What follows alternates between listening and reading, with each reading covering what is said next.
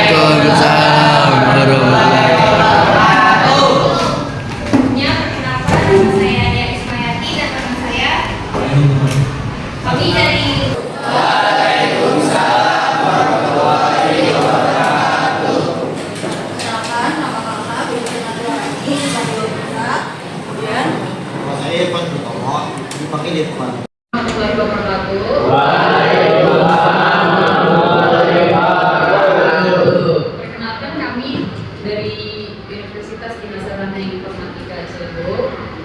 Nama saya Jelena Purnasari dengan rekan saya. Di sini kita akan membawakan materi tentang pentingnya menjaga keamanan data pribadi. Presentasi ini akan membahas secara mendalam mengapa perlindungan data pribadi sangat penting dan bagaimana kita dapat mengamankan jejak digital dari ancaman yang terus berkembang. Apa itu data pribadi dan mengapa penting? Definisi data pribadi, informasi apapun yang dapat digunakan untuk mengidentifikasi seseorang secara langsung atau tidak langsung. Ini termasuk nama alamat, nomor identitas, riwayat, dan lokasi. Nilai ekonomi dan sosial. Datanya itu seperti NIK, KTP, dan lain-lain.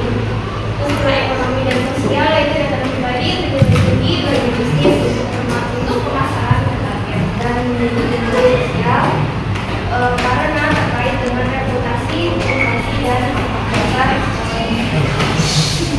Hak fundamental itu perlindungan data adalah hak manusia yang mengontrol serta yang dapat mengakses dan menggunakan informasi kita.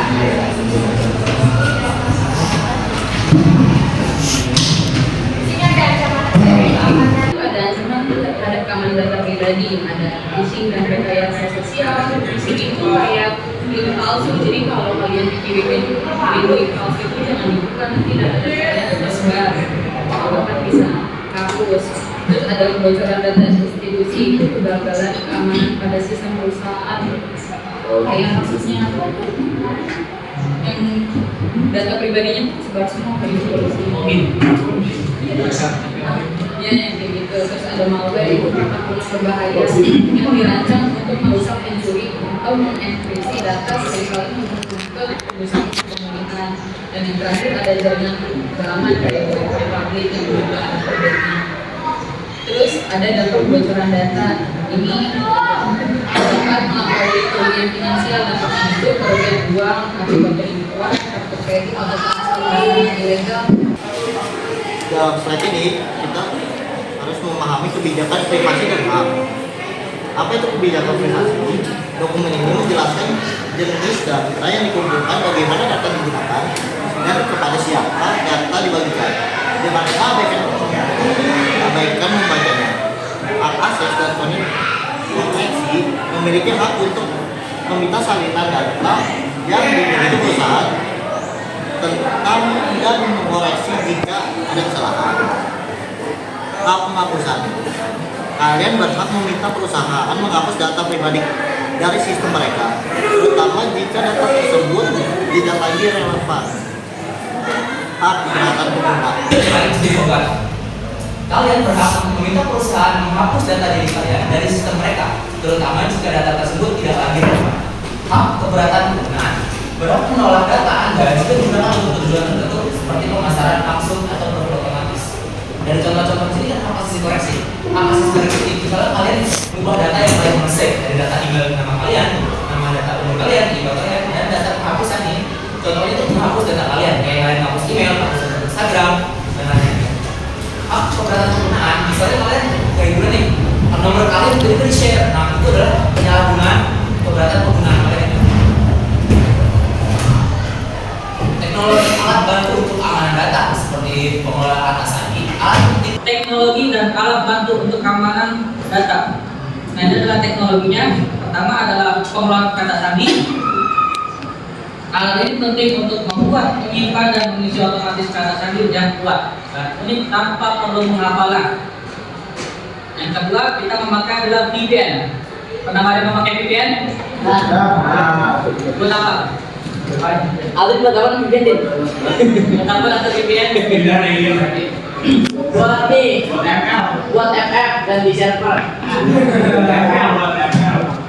Curiga. VPN ini adalah mengekskripsi koneksi internet, menyembunyikan alamat IP, dan menjaga kerahasiaan aktivitas online, terutama pada wifi publik.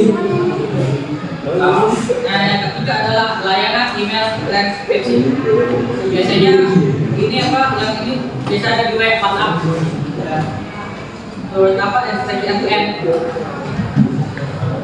Nah, selanjutnya adalah tanggung jawab perusahaan dan pemerintah. Ini ada dari individu. Apalagi tadi mau nanya, kayak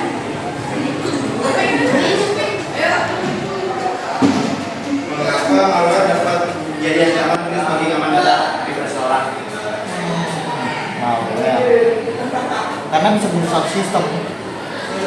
Virusnya bahaya ya maksudnya? Iya.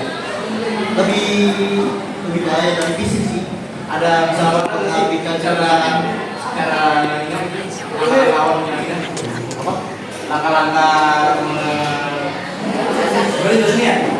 Langkah-langkah menghilangkan virusnya itu kalau mau dari data permasalahannya satu-satu jadi kita tuh harus ngecek. Kalau misalnya dari HP kita harus ngecek file-file kita di dokumen apa saja itu yang masuk, soalnya itu di masuknya malware itu bisa kemana-mana, virusnya bisa menyebar luas.